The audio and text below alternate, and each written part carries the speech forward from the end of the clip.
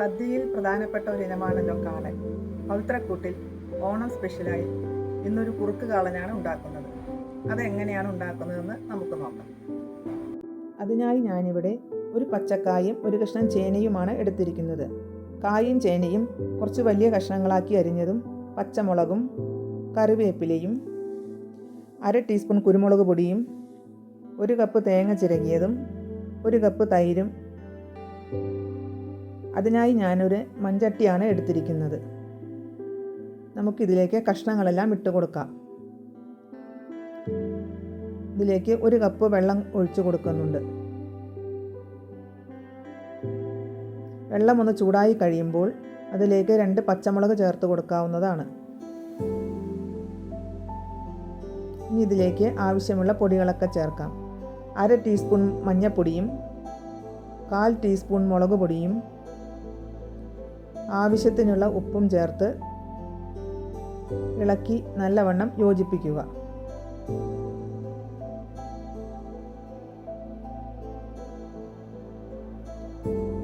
ഇതൊരു മീഡിയം ഫ്ലെയിമിൽ അടച്ചു വെച്ച് വേവിക്കുക. കഷ്ണങ്ങളെല്ലാം പകുതി വേകാകുമ്പോൾ അതിലേക്ക് 1/2 ടീസ്പൂൺ കുരുമുളക് പൊടി ചേർത്ത് കൊടുക്കുക.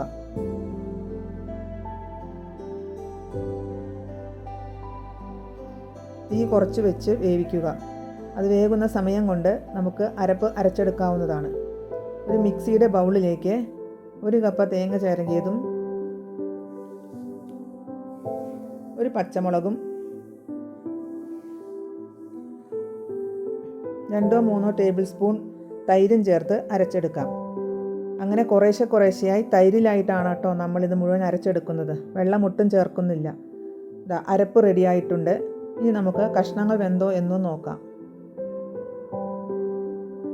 ഒരുപാട് വെന്തുടയൊന്നും വേണ്ട കേട്ടോ കഷ്ണങ്ങൾ.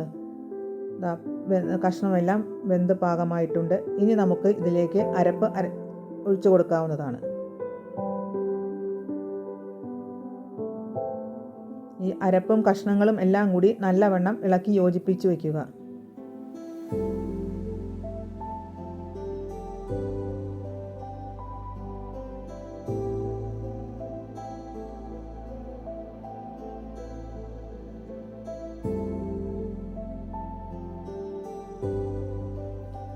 ആവശ്യമെങ്കിൽ കുറച്ചുകൂടി ഉപ്പ് ചേർത്ത് കൊടുക്കാവുന്നതാണ്. ഞാൻ ഇതിലേക്ക് കുറച്ചും കൂടി ഉപ്പ് ചേർത്ത് കൊടുക്കുന്നുണ്ട്. എല്ലാം കൂടി നല്ലവണ്ണം ഇളക്കി യോജിപ്പിക്കുക.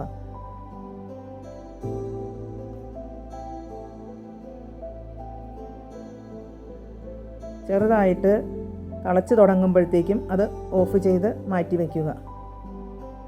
ഇനി നമുക്കിതിലേക്ക് കടുക് വറുത്തിടാവുന്നതാണ്. ഒരു ചട്ടി അടുപ്പിൽ വെച്ച് അതിലേക്ക് 1 ടീസ്പൂൺ നെയ്യാണ് ഒഴിച്ചു കൊടുത്തിരിക്കുന്നത്.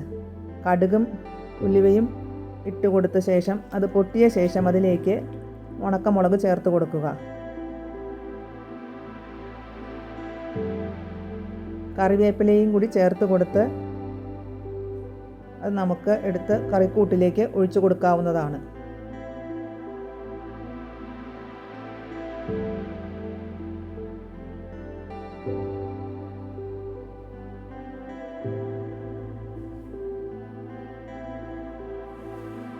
അങ്ങനെ നമ്മുടെ കുറുക്ക് കാളൻ റെഡി ആയിട്ടുണ്ട്.